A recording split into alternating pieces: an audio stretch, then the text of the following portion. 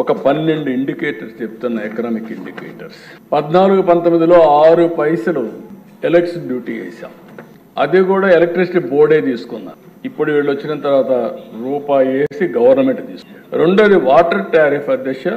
ఆ రోజు 1 కిలో లీటర్కి 40 రూపాయలు ఉంటే 120 రూపాయలు చేశారు. శాండ్ అధ్యక్ష ఫ్రీగా ఇస్తే 475 రూపాయలకు అమ్ముకున్నారు. ఆర్టీసీ బస్ ఛార్జెస్ 6 నుంచి 8 పైసలు 2.6 నుంచి 2.7 వరకు పెంచారు. ఫిస్కల్ డెఫిషిట్ 35,440 కోట్ల నుంచి 59,995 కోట్లు పెంచారు. డెట్ టు జిఎస్టిపి రేషియో మనం తీసుకునే అప్పులన్నీ మనం చూస్తే జిఎస్టిపి రేషియో కంపేర్ చేస్తే అప్పుడు 44 ఉంటే ఇప్పుడు 53% పెరిగింది.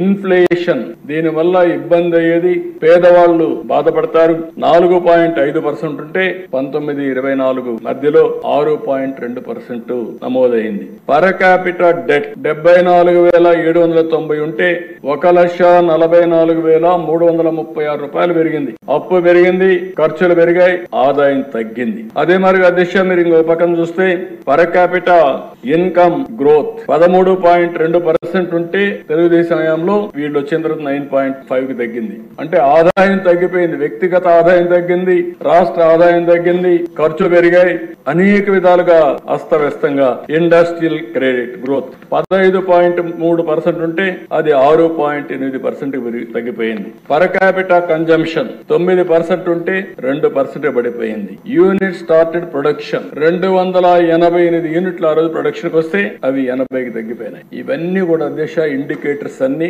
మనం జిఎస్టిపితో ఎప్పటికప్పుడు మెజర్ చేస్తాం. అగ్రికల్చర్, ఇండస్ట్రీ, సర్వీసెస్ కింద. అగ్రికల్చర్ లో అధ్యక్ష 16.6% తెలుగుదేశం పార్టీ హయాంలో growth rate, highest growth rate in the country agriculture. మేము వ్యవసాయం చేసాం, పొడిచాం అంటారు. ఏం పొడిచారు మీరు?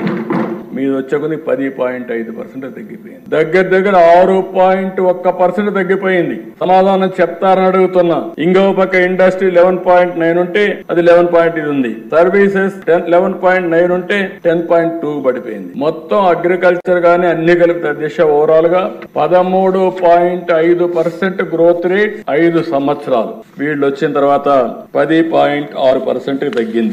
అంటే ఈ 2.9% 3% తగ్గితే దీని ఇంపాక్ట్ 5 సంవత్సరాల్లో రాష్ట్రానికి వచ్చే గ్రోత్ రేట్ 6,94,000 కోట్ల రూపాయలు తగ్గిపోయింది. ఇంకో పక్క రాష్ట్రానికి వచ్చే ఆదాయం 13.5% పెరుగుంటే 76,195 కోట్ల రూపాయల అదనపు ఆదాయం వచ్చేది. 76,000 కోట్ల రూపాయలు వస్తే ఎన్ని సంక్షేమ కార్యక్రమాలు చేయొచ్చునో అది ఒక ఉదాహరణ మాత్రం. ఇంకో పక్కన మీరు చూస్తే అధ్యక్ష జిఎస్టిపి తెలంగాణ, ఆంధ్రప్రదేశ్ ఎప్పుడు కంపేర్ చేసేవాళ్ళు. హైదరాబాద్ అక్కడికి వెళ్ళింది, వాళ్ళకి ఆదాయం ఎక్కువ ఉంది, ఇక్కడ జనాభా ఎక్కువ ఉన్నారు.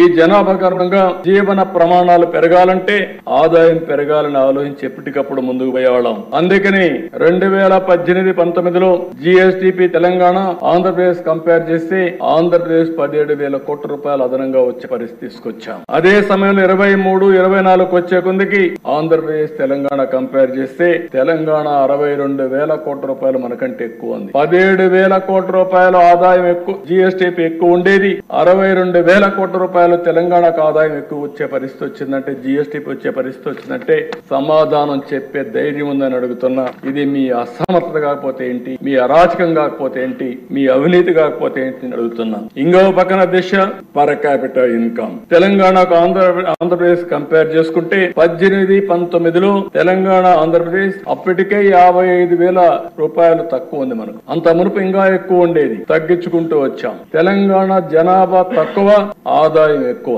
ఆంధ్రప్రదేశ్ జనాభా ఎక్కువ, ఆదాయం తక్కువ. అందుకనే మనం ఎక్కడికక్కడ చేసుకుంటూ వస్తే 55,000 రూపాయలు వ్యత్యాసం తీసుకొచ్చాం. ఈ రోజు అధ్యక్ష 23-24 1,14,000, 55,000 డబుల్ కంటే ఎక్కువ అయిపోయింది. అంటే వీళ్లే గాని ఉండుంటే ఇంక ఈ రాష్ట్రం మనం ఊహించిన పరిణామాలకు వెళ్లిపోయి ఉండేది. అంటే ఒక తలసరి ఆదాయం పెరగలేదు, జిఎస్టిపి పెరగలేదు, వ్యవసాయం అభివృద్ధి కాలేదు, అప్పులు తెచ్చారు. ఏం చేశారంటే బటన్ నొక్కానంటే బటన్ నొక్కడం ఆన్సర్ అని అడుగుతున్నా. బటన్ నొక్కితే వాళ్ళకి ఏమైనా వచ్చిందా అని అడుగుతున్నా. ఖర్చులు పెరిగాయి. ఇంకో పక్క ఇవన్నీ అధ్యక్ష ఏమైనాయి? ప్రైవేట్ ఇన్వెస్ట్మెంట్లు ఎక్కడా రాలేదు రాష్ట్రంలో. మొత్తం ఇండస్ట్రీస్ అంతా రాష్ట్రం నుంచి బయట వెళ్ళిపోయే పరిస్థితికి వచ్చారు. ఇక్కడ ఉండేవాళ్ళు కూడా పేట్రియాటిక్ ఫీలింగ్ తో అమర్ రాజా బ్యాటరీస్ తిరుపతిలో పెట్టారు. ఇది నా జిల్లా, నేను పెట్టాలి, ఇక్కడ ఉద్యోగాలు ఇవ్వాలని. అలాంటి వ్యక్తి ఇక్కడి నుంచి పోయి వేరే రాష్ట్రాలను చూసుకునే పరిస్థితికి వచ్చారంటే అది మీ దుర్మార్గం కాకపోతే ఏంటని అడుగుతున్నా.